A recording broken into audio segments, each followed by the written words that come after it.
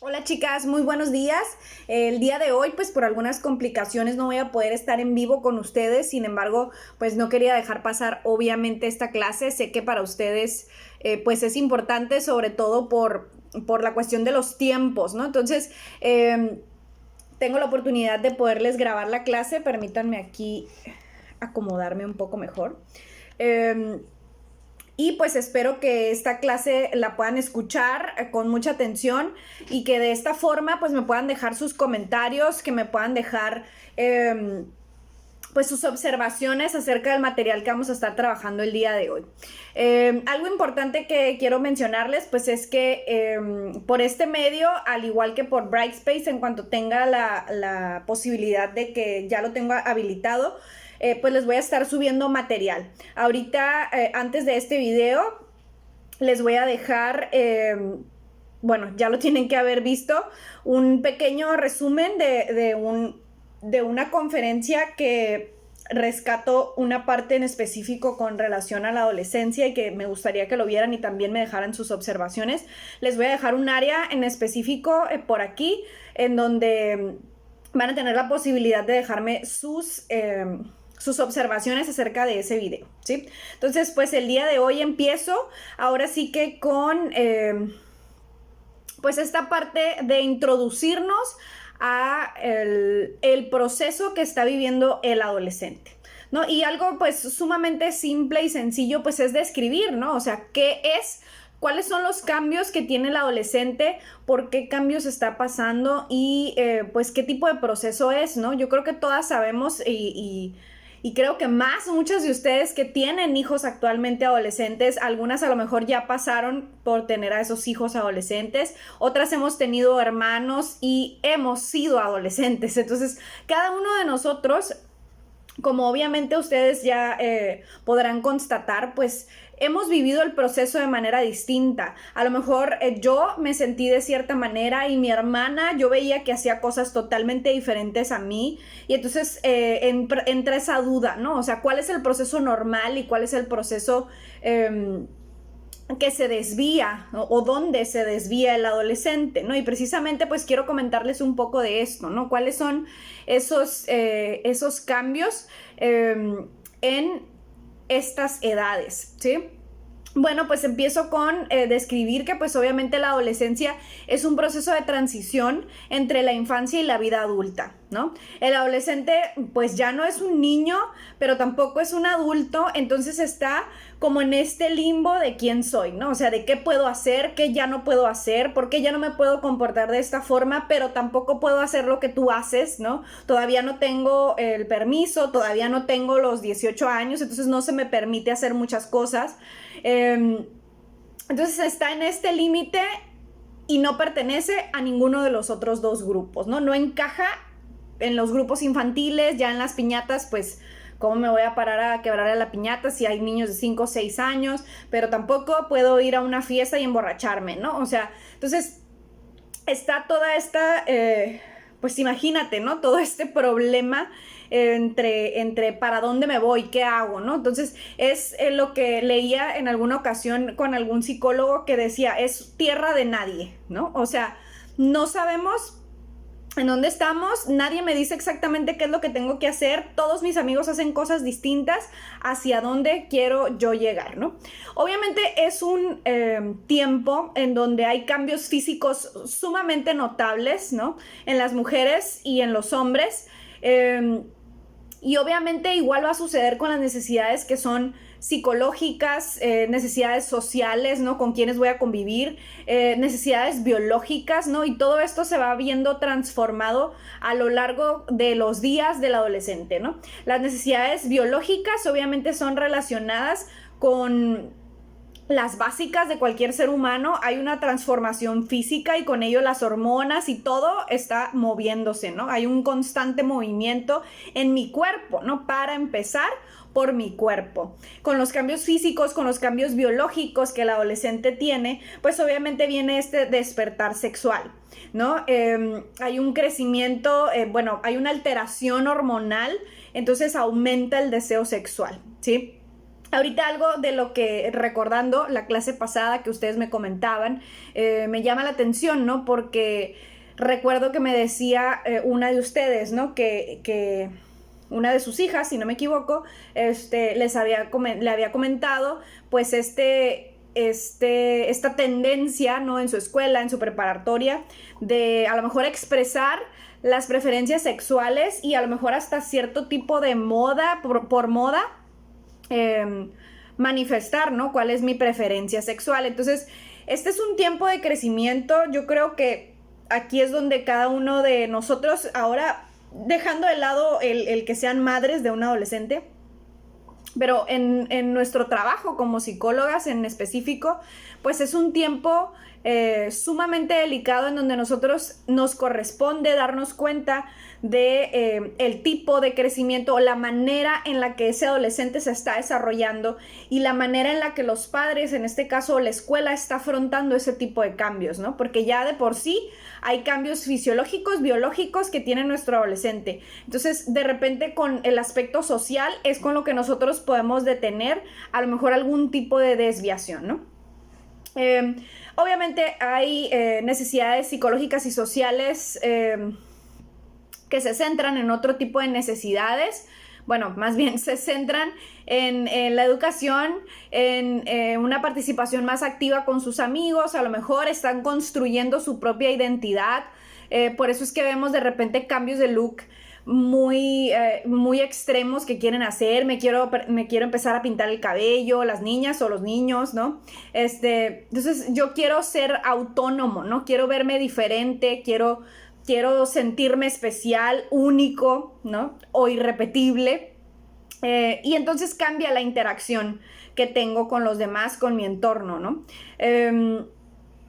Esos son algunos de los cambios. Están en esta parte de la construcción del yo, ¿no? Yo creo que esto ya ustedes lo tuvieron que haber trabajado en algún punto, pero estoy construyendo quién soy, ¿no? Me quiero visualizar como tal persona, ¿no? En muchas ocasiones tienen o tenemos o hemos tenido algún tipo de mentor, ¿no? O sea, quiero ser o quiero llegar a ser como esta persona.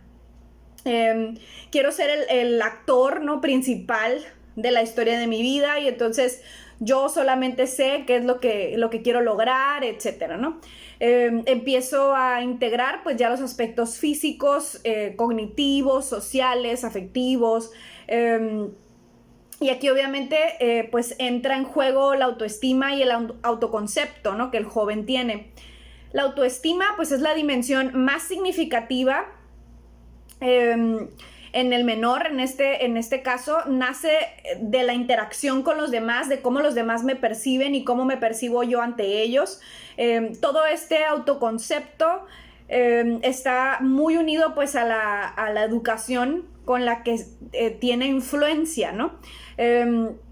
La baja autoestima ahora en este tipo de casos en donde a lo mejor los padres no lo motivaron, donde a lo mejor existen problemas de violencia intrafamiliar, en donde él se siente menospreciado o ha sido víctima de violencia ya sea en la escuela o en casa. Es decir, todo esto recae en esta etapa de manera mucho más profunda y en muchas ocasiones este fenómeno le voy a llamar fenómeno en este punto, ¿no? Para ver si me puedo ejemplificar mejor, pero en este nivel de procesamiento de la información puede ser mucho más grave que a lo mejor en la etapa adulta, ¿no? Entonces, esta baja autoestima se puede ver directamente relacionada con muchos tipos de conducta de delincuencia juvenil, en un intento por sobresalir de alguna manera, ¿no? Agarran de repente roles o patrones que son desviados de conducta para no sentirme rechazado, ¿no? O sea, para sentirme con poder. Y eso es bien interesante porque al nosotros tener un adolescente en conflicto con la autoridad, ya sea que a lo mejor ahorita nada más sea un meramente conflicto psicológico, ¿no? O sea, no quiero que nadie me mande, no quiero que, no sé, mi maestro, que el director, que mi tío, mi tía, etcétera.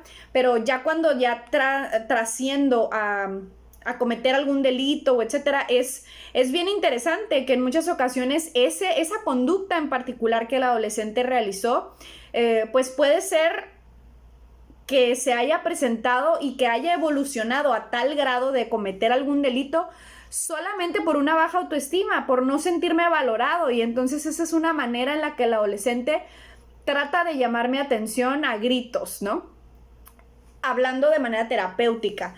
También obviamente vamos a tener otro tipo de comportamientos desviados como son el consumo de drogas, el consumo de alcohol, las bajas calificaciones, etcétera, ¿no? Hay que tener muy en cuenta cuáles son las características de cada uno de los adolescentes con los que vamos a estar trabajando. La sociedad en general, y eso también lo platicábamos la clase pasada, la sociedad en general pues actualmente mantiene al adolescente pues en un continuo riesgo, ¿no? Y los tenemos tanto así que las que tienen hijos adolescentes no me van a dejar mentir, pues con el simple hecho de tener su celular, ¿no? O sea, ya hay un riesgo. ¿Por qué? Porque ya hay múltiples motivaciones que pueden regir la manera de vivir del adolescente, ¿no? Entonces, hay que tener mucho cuidado con la influencia o estar constantemente platicando con estos adolescentes para verificar qué tipo de influencia tiene las imágenes, los videos, toda esa información visual que él está recibiendo, de dónde lo está recibiendo, ¿no? Nos encontramos en muchas ocasiones con padres que tratan a los adolescentes como adultos con responsabilidades de adultos, ¿no? Y entonces ese adolescente obviamente se va a confundir en ya los roles que tienen en casa, ¿no? Puede empezar a crear una confusión. El cerebro del adolescente todavía no está listo para ciertos procesos, entonces empezamos a crear cierta confusión entre este tiempo y este momento, ¿no? Como les decía, que está viviendo el joven. Hay un constante desequilibrio en todos los sentidos, ¿no? Y entonces todos los sentidos pues hay que ir identificando, ¿no? En dónde se encuentran ese desequilibrio, en qué etapa, ¿no? Se encuentra para nosotros poder trabajar en ese momento, ¿no? Con el problema o la dificultad que está presentando el adolescente. Hay factores que pueden verse desmedidos, ¿no? Como son el estrés del adolescente constante, probablemente un fracaso escolar, una actividad negativa ante una actitud negativa ante las actividades que tiene que hacer diariamente. Puede presentarse a lo mejor de manera más hostil, puede haber algún tipo de consumo de sustancias adictivas, trastornos de alimentación, sobre todo más frecuentes en mujeres, sin embargo no quiere decir que nada más se presente en mujeres, ¿no? Y esas ya empiezan a ser conductas de riesgo, que es lo que nos compete en esta clase para intervención en adolescentes, ¿no? O sea, son conductas que presenta el adolescente en donde yo como psicóloga o como terapeuta tengo que intervenir de alguna manera. Con conductas de riesgo, pues me refiero a cualquier tipo de conducta en donde se ve afectada la familia, la escuela, el trabajo en el caso de que tenga, o pues en este caso también los amigos, ¿no? ¿Qué es una conducta desajustada? ¿Qué es una conducta de riesgo o comportamientos de riesgo? Bueno, pues yo me refiero a comportamientos de riesgo, conductas que resultan atractivas para el joven, por las sensaciones que va a producir obviamente en él, que aquí pueden entrar muchos factores biológicos, en donde el trastorno de muchos adolescentes, y esto creo que lo vieron en las lecturas que ya tuvieron que haber leído, el cerebro del adolescente todavía no está al 100% preparado. Yo creo que nunca terminamos de estar preparadas para ciertas situaciones. Sin embargo, todavía el cerebro del adolescente no está en su mejor momento, pudiéramos decirlo así, y entonces existen muchas conductas que pueden producir como esos pequeños fugas, ¿no? Le llamaría yo, de adrenalina, de muchísimas neurotransmisores que le permiten al adolescente sentir sensaciones que no estaba acostumbrado a tener, o sensaciones, emociones, sentimientos, y entonces esto eleva tanto mis niveles que me hace sentir a lo mejor de alguna manera eufórico, más alegre, etcétera, ¿no? Entonces, ¿qué es lo que quiere el adolescente? Repetir ese momento. Y al momento de que yo quiero repetir esta situación, pues en muchas ocasiones eso es lo que genera pues una adicción a cierto comportamiento que genera cierta actividad cerebral. Entonces, por eso es que hay conductas de riesgo al enfrentarse, le llamo conductas de riesgo al enfrentarse a algo que en muchas ocasiones pone en peligro otra circunstancia, ¿no? No son o no hay, creo que mi perrita está justo para ladrar, espero que no lo haga. No hay conductas de riesgo o de peligro que sean universales, o sea, que en todos lados, pero sí hay muchas de ellas que se repiten, ¿no? O hay algunas, siempre van a ser dinámicas y siempre van a estar cambiando constantemente. Sin embargo, pues podemos ver ciertos patrones que se repiten, y entonces ahí es donde radica la importancia de nosotros saber detectar a tiempo y poder realizar una buena intervención. La familia es sumamente importante aquí, ¿no? La manera en la que vamos a trabajar con la familia, sobre todo que tenemos que identificar si la familia está interesada o no en trabajar con ese adolescente. Yo ya les había comentado la clase pasada que he tenido la oportunidad de trabajar con diversos programas, o en el diseño de programas de intervención con adolescentes. La realidad es que pocas veces me ha tocado trabajar con los padres, porque mi área de trabajo o mi área de investigación pues siempre ha sido en el área de la criminología. Entonces, pues como podrán inferir, pues son adolescentes que ya están en conflicto con la autoridad, son adolescentes que ya están en un centro de readaptación social o en un centro de readaptación por drogas. Entonces, obviamente, o bueno, no obviamente, porque sí hay papás que se acercan, pero no, la mayoría de ellos son jóvenes que salieron de sus casas desde muy pequeños, y entonces ellos empezaron a evolucionar en estas conductas de riesgo hasta llegar a la comisión de algún delito, ¿no? O el abuso de alguna sustancia, por lo cual los detuvieron, y entonces terminan en centros de rehabilitación o realizando trabajo comunitario, etcétera, ¿no? Existen diferentes programas y existen diferentes formas o maneras de afrontar este tipo de situaciones.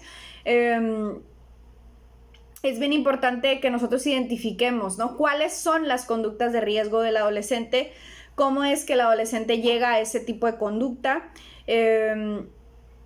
y también adentrarnos, yo creo un poco, a mí creo que me ha funcionado muy bien, y de hecho eso es lo que les voy a dejar por aquí de tarea, adentrarnos a cuáles son los tipos de programas que existen, pero también cómo es que el adolescente llega a ese tipo de programas, ¿no? O sea, cómo es que, ¿por qué un adolescente elige una droga y no la otra? Yo creo que es bien importante adentrarnos en bioquímicamente qué es lo que altera cierta droga o la otra. No solamente, obviamente, es en los adolescentes, pero ahorita nos competen los adolescentes. Entonces, yo tengo que entender la evolución de ese cerebro. Yo tengo que entender de qué manera el cerebro está todavía conformándose. Y entonces, cómo es que puedo ver atrofiado ese cerebro y con conductas cada vez más de riesgo, por haberse puesto en riesgo con el consumo de alguna sustancia, a lo mejor de inicio muchos de ellos, o bueno, en mi trabajo de investigación he visto cómo pues siempre el consumo de sustancias va en escalada, ¿no? O sea, empiezan con un, incluso he visto muchos que empiezan con un plumón, ¿no? O sea, algo tan simple y tan sencillo como en la escuela cualquiera tiene un plumón, cualquiera tiene un resistol, y con eso empiezan. Entonces empiezo con un consumo de una sustancia que altere mi estado mental, que altere mi espacio, mi tiempo, mi forma de percibir el mundo, con algo tan sencillo como thinner, resistol, plumones, ¿no? Latas de pintura, y después escalo, ¿no? Ya tengo acceso a lo mejor al alcohol, después al tabaco, después a la cannabis, ¿no? A la marihuana, y entonces voy en escalada. ¿Por qué vamos en escalada? ¿Qué es lo que pasa en el consumo de drogas? Bueno, claramente el cerebro cada vez necesita más estímulo para lograr lo mismo que lograba al inicio, ¿sí? Entonces es bien importante analizar también el consumo de drogas, lo vamos a hacer también, qué provoca en mi cuerpo el consumo de cada una de estas sustancias, ¿no? ¿Qué es lo que tiene esa droga por la que modifique la manera en la que yo percibo el mundo, ¿sí? El consumo excesivo de alcohol, pues es una de las conductas de riesgo pues más notables. Déjenme, tengo aquí como un acordeón.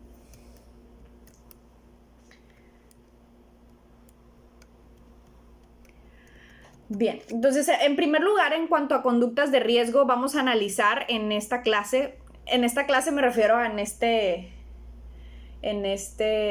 módulo, vamos a revisar pues precisamente las sustancias, ¿no? El abuso de algún tipo de sustancia. De ahí me voy con la violencia y lo que tiene que ver con el acoso y ahora pues ciberacoso, ¿no? Con la violencia, no me voy a meter ahorita como muy de lleno, nada más les quiero platicar un poco, aunque les voy a dejar algunos de los temas que vamos a revisar aquí en un calendario.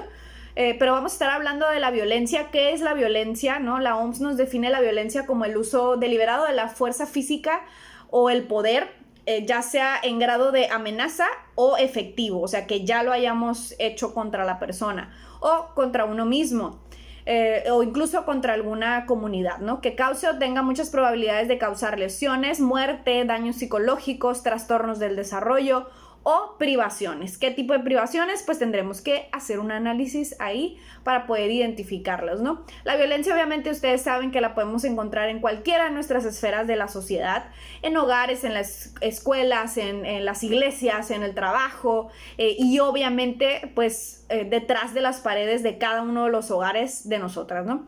Los adolescentes están expuestos en muchas ocasiones a las formas de violencia directa o indirecta, a formas de violencia en muchas ocasiones aprendidas por los padres o aprendidas en los lugares en donde el adolescente pase más tiempo, ¿no? En ocasiones es en la escuela, a lo mejor en algún deporte, etcétera, ha sido víctima de violencia, y la violencia ustedes saben que es como una escalera, ¿no? Entonces, quien esté en el escalón de arriba va contra el de abajo, y luego ese contra el de abajo, y ese contra el de abajo, y así me voy hasta llegar a ejercer violencia sobre los más indefensos, ¿no? Que pueden ser personas o pueden ser, pues en este caso los niños. En muchas ocasiones podemos ver que inician con animales. ¿Por qué? Pues porque es el estado más vulnerable al que ellos en muchas ocasiones tienen acceso, ¿no? O sea, su perrito, su mascota, su conejo, su tortuga, lo que sea, y entonces tenemos a veces casos muy trágicos de niños que ejercen la violencia contra